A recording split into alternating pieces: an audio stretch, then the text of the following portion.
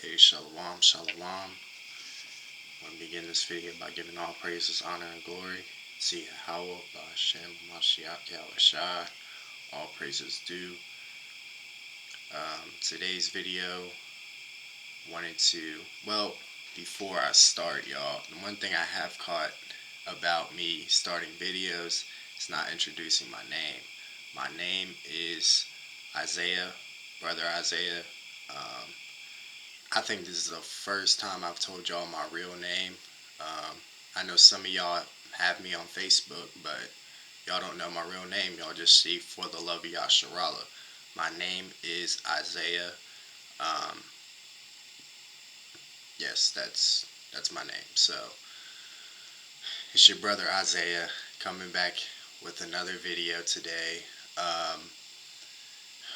So today's video, y'all, I wanted to talk about the kingdom and basically life in the kingdom. You know, it's very important that we continue to look ahead, because we understand that there's nothing here in this world for us. There's nothing here in this world for us. When we woke up to this truth, we were automatically taken out from, you know, the ways of this world, basically. So we in the spirit have to look ahead, because that's all we have to look forward to. You know, that's really all we have to look forward to is ahead. And you got to be spiritually minded to think like that.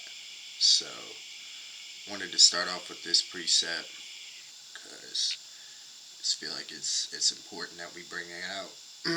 It's Luke 9, chapter 6, Luke 9, verse 62. And Yahushua said unto him, No man having put his hand to the plow and looking back is fit for the kingdom of power. So, you know, anybody who's, you know, in the body, you basically you have signed up for the plow. You know, you have signed up for the plow, and you can now not look back. Otherwise, you won't get in the kingdom. You know, you won't make it. You got to be all the way in this. All the way in this. And believe me, with the way the Most High's been revealing things, I don't know why anybody would want to look back at this point. You know, there's really nothing to go back to. There's nothing to go back to, but I mean, hey, there's some, you know, people out here that they're just not gonna get it. But the ones that do get it, we understand this in the spirit. This is it. You know, we're all in with this shit. We gotta continue in the faith.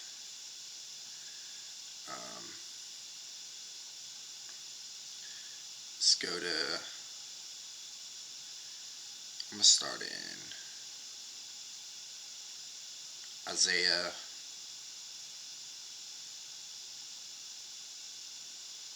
chapter 14, starting at verse 1. For the Lord will have mercy on Jacob, and will yet choose Israel, and set them in their own land. And the stranger shall be joined with them, and they shall cleave to the house of Jacob. Verse 2. And the people shall take them, and bring them to their place. And the house of Israel shall possess them in the land of the Lord for servants and handmaids, and they shall take them captives, whose captives they were, and they shall rule over their oppressors. Verse 3. And it shall come to pass in the day that the Lord shall give thee rest from thy sorrow, and from thy fear, and from the hard bondage wherein thou wast made to serve. So, the kingdom is all about us in rulership over these other nations. It's what it's about. It's about, you know, getting all that payback that they have put on us, you know, throughout, you know, this captivity and past captivities. You know, we're getting them back for everything they did. You know, I think in large part it is going to be from this captivity that we've had to serve, because this is the worst one we've had to serve. So it's mainly going to be for that one. that we're going to get them back on. And basically, we're going to have them, as slaves. They're going to be our slaves. They're going to build up our kingdom as we did theirs. And the scriptures say they're going to get double. They're going to get double the time that we did. So their captivity is going to be worse than ours. And ours was pretty bad. But the scriptures say it's going to be worse for them. It's going to be worse for them. A lot of these, other nations, man, they're going to hate it when they're put in hardcore bondage, but it's going to be righteous. The Most High is going to be on our side. He ain't getting away with nothing, man.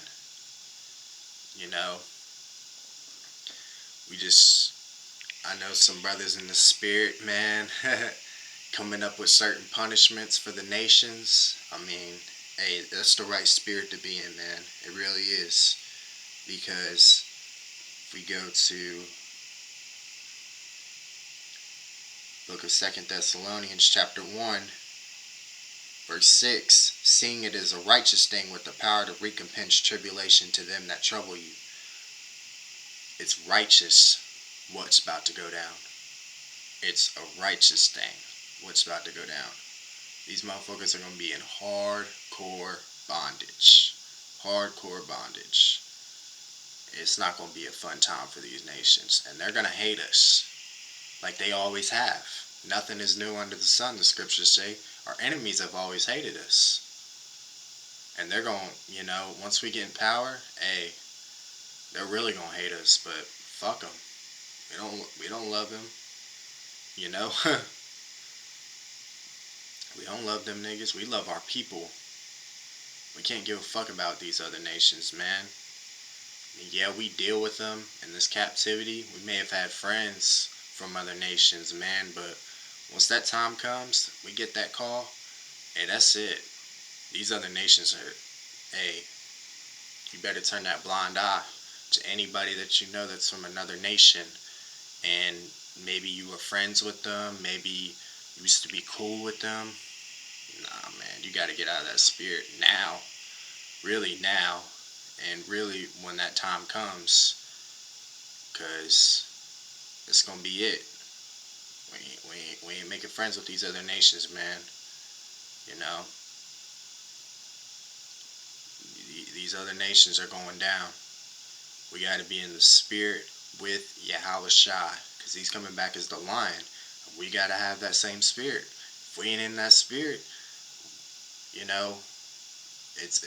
we don't belong. We're looking back. We're basically looking back. That's why I opened up with Luke 9 and 62. You're basically looking back if you're not in the spirit of Yahweh. You're looking back. You're not looking forward. So, very important that we govern ourselves correctly. Let's go to Psalms chapter 2, or second. Psalms doesn't have chapters, Salakia. Second Psalms, book of Psalms 2, verse 8. Ask of me, and I shall give thee the heathen for thine inheritance, and the uttermost parts of the earth for thy possession. Verse 9. Thou shalt break them with a rod of iron. Thou shalt dash them in pieces like a potter's vessel. That's a lion spirit right there. You can't be in no soft spirit to be breaking, cracking heathens over the head with, whatever. You can be cracking them over the head with a baseball bat, a piece of wood, anything, man. These heathens, man, are going to get fucked up. You have to be in that spirit. This is hardcore shit. It's about to go down, man. And going back to Luke 9 and 62 again, the reason you have to ride this thing all the way out, and why the scriptures say no man taking the plow and looking back is fit for the kingdom of power, because you have to be built up in the spirit for this. You can't just come into this thing, learn it for a little bit, and then just kind of fall back on it and then try to come back into it later. No, no, no, no, no, no, no, no, no, no. It don't work like that. You have to stay in this. You have to stay your mind has to be clearly focused on, you know, this type of stuff, because a person who's clearly not spiritual, and someone who's, who doesn't have like a rulership mentality, they're not gonna stay in all the way. That's why the scriptures say that. You know, that's why the scriptures say that. So it's very important that we continue in this thing, because we have to be built up for this in the spirit. Like I said, you can't just come in, learn about this, like, oh yeah, yeah, yeah, we gonna do that, and then just kind of fall back on it. Nah, it don't work like that. It don't work like that. You gotta continue in this thing all the way through, really for eternity. Once you sign up for the plow, man, you're signing up for eternity. It's basically what you're doing. So, hey man, we gotta keep that in mind. So, let's get some more precepts. Let's go to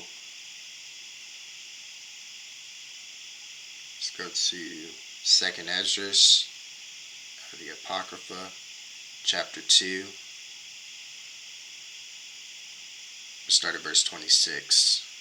And I'm going to read the rest of the passage from verse 26.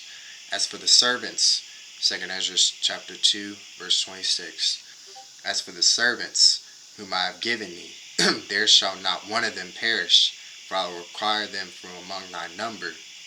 Verse 27. Be not weary, for when the day of trouble and heaviness cometh, others shall weep and be sorrowful, but thou shalt be merry and have abundance. Amen. That's going into that balance. We're going to be the ones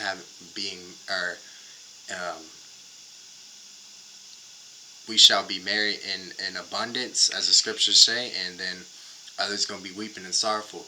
Who's going to be weeping and sorrowful? These other nations. Because we're going to be ruling over them. Verse 28. The heathen shall envy thee, but they shall be able to do nothing against thee, saith the Lord. Verse 29. My hand shall cover thee, so that thy children shall not see hell. 2 Esdras 2 and 30. Be joyful, O thou mother, with thy children, for I will deliver thee, saith the Lord. Remember thy children that sleep, for I shall bring them out of the sides of the earth, and show mercy unto them, for I am merciful, saith the Lord. Embrace thy children until I come, and show mercy unto them, for my wells run over, and my grace shall not fail. I, Esdras, received a charge of the Lord upon the Mount Oreb, that I should go unto Israel, but when I came unto them, they set me at naught, and despised the commandment of the Lord. And therefore I say unto you, O ye heathen, that hear and understand, look for your shepherd. He shall give you everlasting rest, for he is nigh at hand, that shall come in the end of the world. We are at the end of the world. What end of the world? The end of the heathens ruling. Second Ezra 6 and 9 says, for Esau is the end of the world, Jacob is the beginning of it that followeth. We are coming into that time of Jacob's reign and rulership, but it's for eternity. Verse 35. Be ready to the reward of the kingdom, for the everlasting light shall shine upon you forevermore. Flee the shadow of this world, receive the joyfulness of your glory. I testify my Savior openly. O receive the gift that is given you, and be glad, giving thanks unto him that hath led you to the heavenly kingdom. Verse 38. Arise up and stand. Behold, the number of those that be sealed in the feast of the Lord, which are departed from the shadow of the world, and have received glorious garments of the Lord. Take thy number, O Zion, and shut up those of thine that are clothed in white, which have fulfilled the law of the Lord. It's the law of the Lord. the law of liberty, not the law of Moses. Verse 41, the number of thy children, whom thou longest for, is fulfilled. Beseech the power of the Lord, that thy people, which have been called from the beginning, may be hallowed. I, Ezra, saw upon the Mount Sion a great people, whom I could not number, and they all praised the Lord with songs.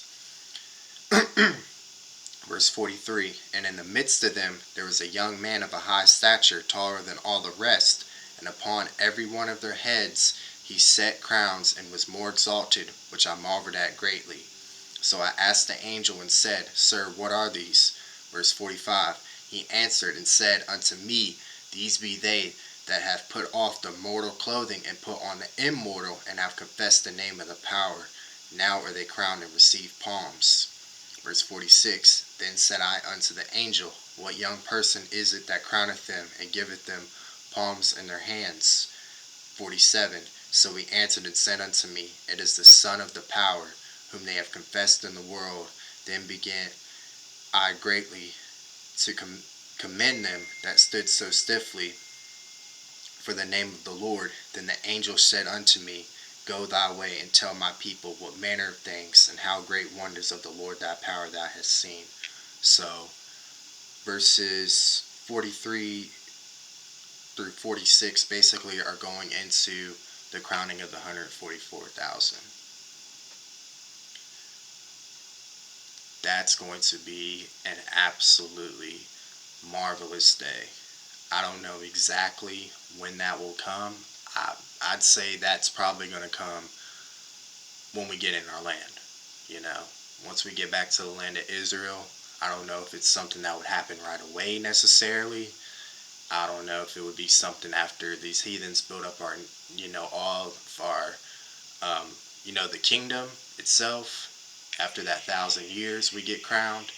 I don't know exactly how that's going to go, but that is a future prophecy that I'm really looking forward to, man. I'm really looking forward to that day when Yahweh crowns the 144, which I have claimed to be a part of. So that's going to be absolutely fantastic, man. Fantastic. So, something to look forward to as well. All you guys who have claimed to be a part of the 144 out there, that's the day we truly long for in the spirit.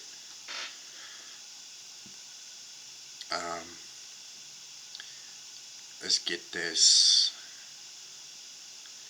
Go to Revelation chapter 21. Let's start at verse 10.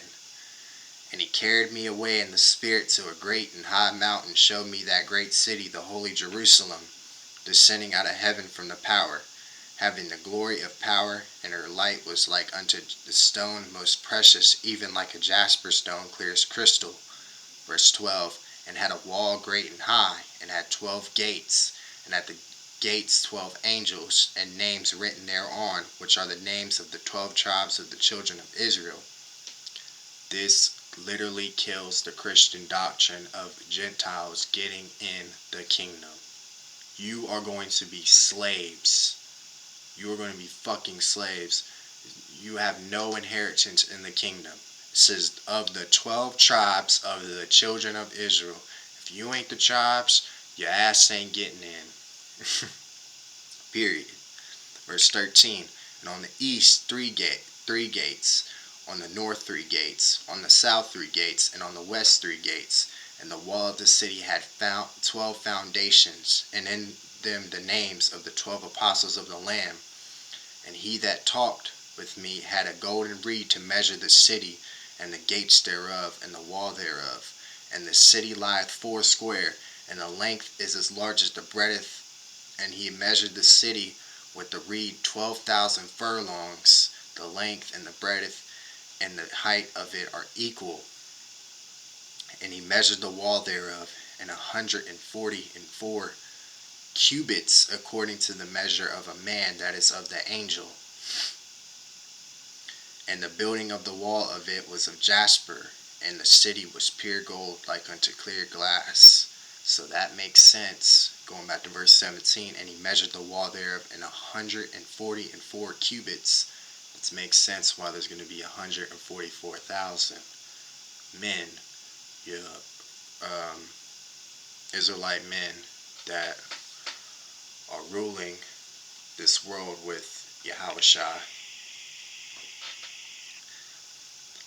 Verse 19, and the foundations of the wall of the city were garnished with all manner of precious stones. The first foundation was jasper, the second sapphire, the third a chalcedony, the fourth an emerald, the fifth sardonyx, the sixth sardius, the seventh chrysolite, the eighth beryl, the ninth a topaz, the 10th a chrysoprasus, the 11th a jacinth, the 12th an amethyst. And the 12 gates were 12 pearls. Every several gate was of one pearl, and the street of the city was pure gold, as it were transparent glass. Verse 22, and I saw no temple therein, for the Lord power almighty and the Lamb are the temple of it. And the city had no need of the sun, neither of the moon to shine in it, for the glory of the power did lighten it, and the Lamb is the light thereof. Verse 24, and the nations of them which are saved shall walk in the light of it, and the kings of the earth do bring their glory and honor into it. And the gates of it shall not be shut at all by day, for there shall be no night there. And they shall bring the glory and honor of the nations into it, and there shall in no wise enter into it anything that defileth, neither whatsoever worketh abomination or maketh a lie, but they which are written in the Lamb's book of life. So that's just going into, the specs of the kingdom, what it's going to look like, man. This shit is going to be off the motherfucking chain. we think we're going to be living lavishly when we get to the rally point. Once we get in our land, we are really going to know what it means to live lavishly, man. It is going to be absolutely out of this world. That's why Yahushua said, my kingdom is not of this world.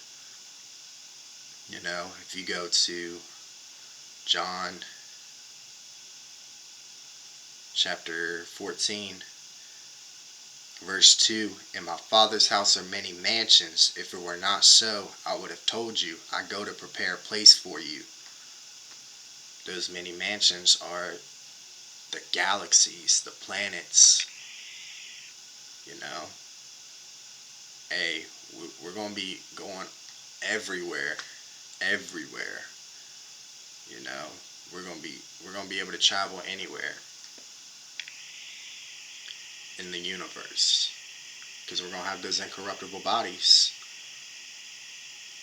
Man, the kingdom, it puts you, once you really meditate on the kingdom and how it's going to be, man, just the stress in this world, it just immediately fades. Just talking about in the spirit, I'm just not even worried about what else I got to do today. I'm not even worried about it, man. That's how much, ease you have in the spirit, knowing what we have coming. All the bullshit we had to deal with in this world, in this captivity, is just going to pass away. It was just punishment period for us. This punishment period is finally coming to an end. We got to rejoice in that. All praises to Yahweh B'Shem HaMashiach Yahushua. Let's see, I want to bring a few more precepts out. Let's go to Isaiah chapter 60. I'm going to go to verse 10. And the sons of strangers shall build up thy walls, and their kings shall minister unto thee. For in my wrath I smote thee, but in my favor have I had mercy on thee. Verse 11. Therefore thy gates shall be open continually, they shall not be shut day nor night, that men may bring unto thee the forces of the Gentiles, and that their kings may be brought. Verse 12, for the nation and kingdom that will not serve thee shall perish. Yea, those nations shall be utterly wasted. Anybody who has a problem with us being on top, hey man, we're just gonna cut them the fuck off. They ain't gonna see life no more. Verse 13, the glory of Lebanon shall come unto thee, the fir tree, the pine tree, and the box together to beautify the place of my sanctuary, and I will make the place of my feet glorious. Verse 14, the sons also of them that afflicted thee shall come bending unto thee, and all they that despise thee shall bow themselves down at the soles of thy feet, and they shall call thee the city of the Lord, the Zion of the Holy One of Israel. Verse 15, whereas thou hast been forsaken and hated, so that no man went through thee, I will make thee an eternal excellency, a joy of many generations. Man, that is, we gonna be a joy of many generations. We ain't gonna be looked at as niggas anymore.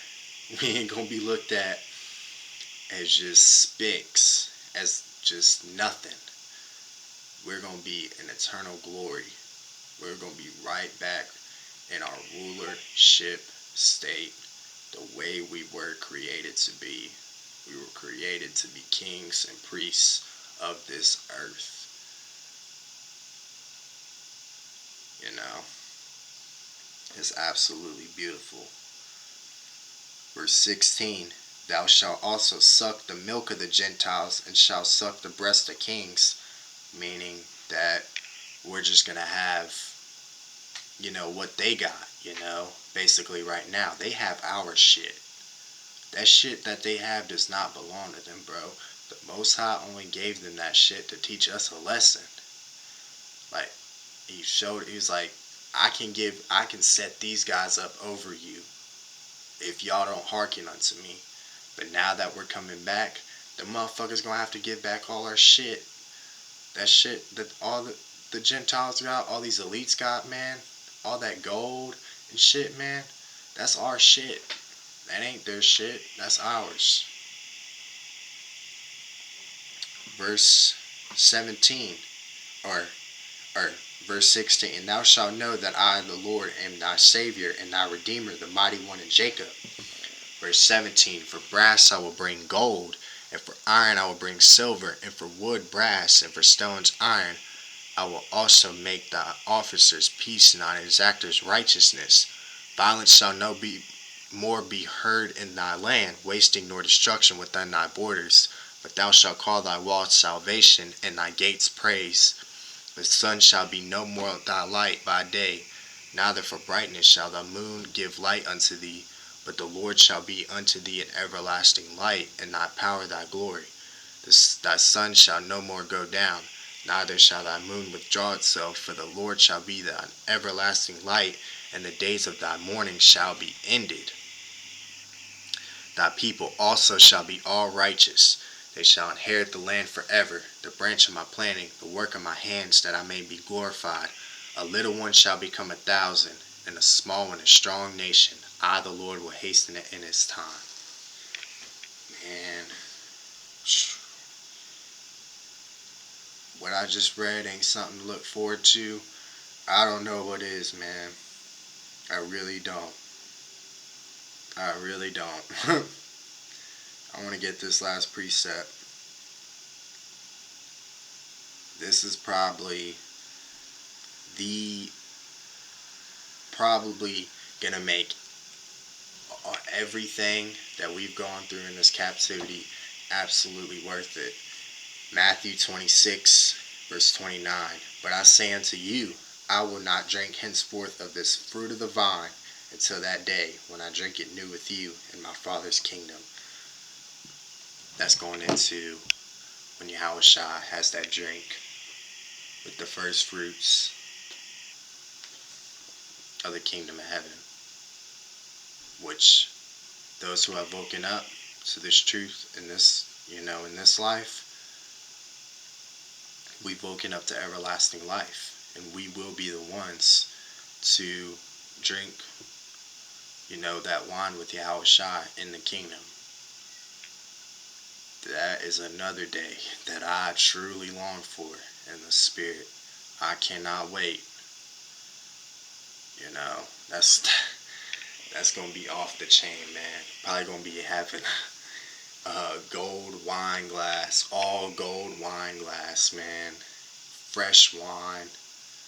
Ain't gonna be, none of this, ain't gonna be no wine from these plants that have pesticides and shit on them. It's gonna be fresh. Fresh wine. Gold plated glass, man. Shit. I can't wait, y'all. I can't wait. Lord willing, you guys were edified. Just wanted to encourage y'all. Hey, all gas, no brakes.